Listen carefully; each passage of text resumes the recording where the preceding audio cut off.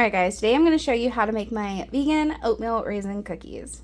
So first we're going to need to make a flax egg. I always keep my flax whole and then I blend it up in my coffee grinder or spice grinder when I need it. So we're going to make 2 flax eggs. So I'm going to be doing 2 tablespoons of ground flax and 4 tablespoons or 1/4 cup of water. Alright, we're going to mix that together and set that aside and let it gel up. Now we're going to preheat our oven to 350 degrees Fahrenheit.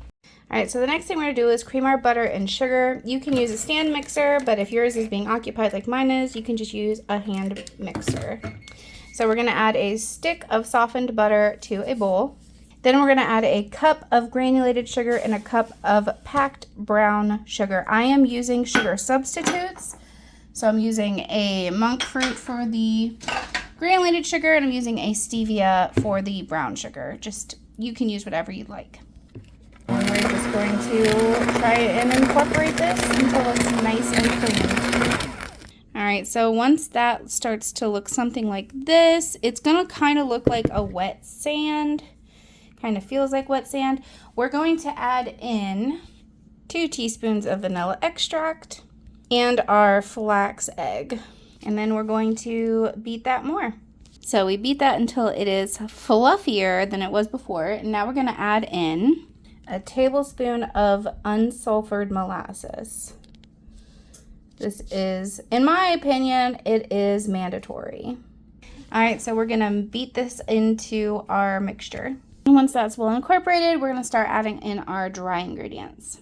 Alright, for the dry ingredients, I sifted 2 cups of all-purpose flour, a teaspoon of salt, a teaspoon of baking soda, and a teaspoon of baking powder. And we're just going to... We're just going to dump that in there. Try not to drop the whole bowl in there. And we're going to mix that together again. Alright, and it's looking something like this. It squishes, but it holds its shape. Alright, at this point we are done with the mixer. We're going to add 3 cups of rolled oats. And we're going to start with 1 cup of raisins, but I might add more. Now we are going to fold this together. Alright, I'm going to get in there with my hands. Alright, and that's what we're looking like. So at a certain point, you're going to want to use your hands. If you're using a stand mixer, you could use a dough hook attachment, or honestly the paddle would work too. But we're basically trying to knead all of this together to make a nice cohesive dough. And I did stick to the 1 cup of raisins. You could probably add more. I just don't want it to be too many raisins. And then after I put these on the cookie sheet, if I notice any are looking a little bare for raisins, I'll just stick some in there. All right, so on my big cookie sheet here, I'm actually using parchment paper. Normally, when I'm baking, I use my silicone mats. But for the oatmeal raisin cookies, I want the bottoms to get a little bit, I don't know, more caramelized, I guess is what I'm looking for. When I use it on a silicone baking mat, I find that they're not getting cooked enough for my liking.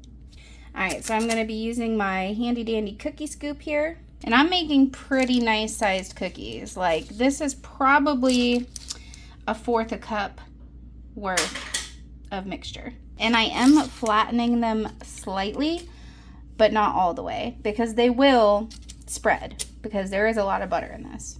Alright, so I've got a total of 18 nice sized cookies. You could make these smaller, but listen, I'm not a girl that likes to get a small cookie. If I'm gonna have a cookie, which I don't eat cookies often, I want a big bakery style cookie, but these will be somewhere in the middle. So now we're gonna pop these guys in the oven for 15 minutes, then we'll check on them. Alright, so it's been 15 minutes. We're going to let these cool completely before we rip into one. And there is our oatmeal raisin cookies. So I cooked mine for 20 minutes because I like them to be a little bit crispier, but it's still very chewy. If you want yours to be softer, more like of a gooey kind of cookie, I would stick to between 15 and 18 minutes. But super easy, super quick.